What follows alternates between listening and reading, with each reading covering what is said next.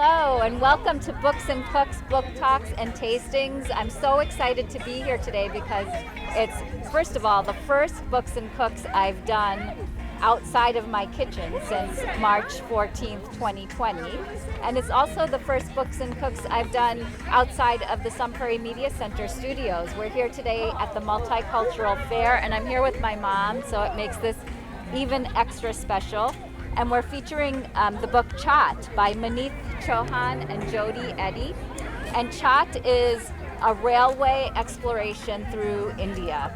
So it covers the north, the south, the east, and west, and there's about 20 different chaat recipes for each region.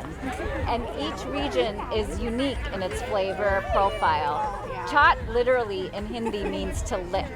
And when you hear chaat, it just makes your mouth drool because it has so many elements combined. It has savory and sweet, tangy and sour and spicy. It's also a combination of textures, crunchy mixed with soft, and it's always very vibrant and aromatic in color and smell. So all your senses truly come alive.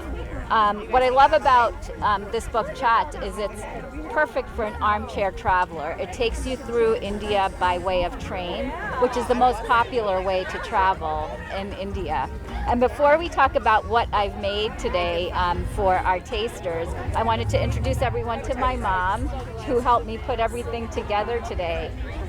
In this book, Maneet refers a lot to her home, Ranchi, which is where my parents lived for a while right after they got married. So when reading this book, it reminded me a lot of my parents. So do you want to tell us about your journey to Ranchi, when you first went to Ranchi and how that was? I got married and went to Ranchi. Ranchi is a hill place in Bihar. At that time it was called Bihar State.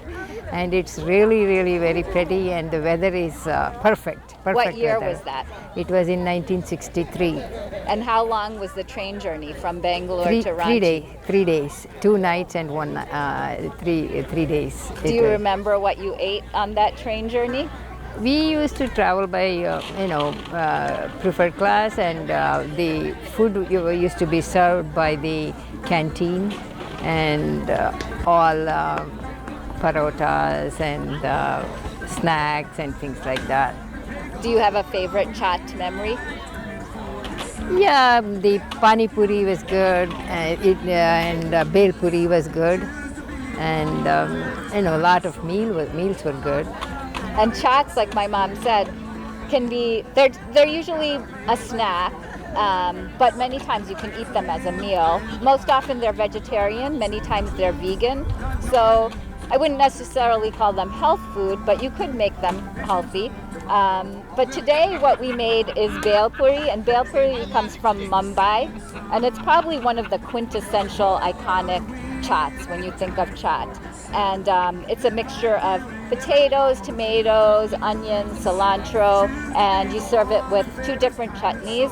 We made a cilantro and mint chutney and a tamarind and date chutney. You can certainly buy the chutneys pre-made, but we decided to go for it, and we made everything homemade. So I hope you get to check out Chaat. It's a beautiful book, a beautiful journey through India, and thank you for being at the Multicultural Fair.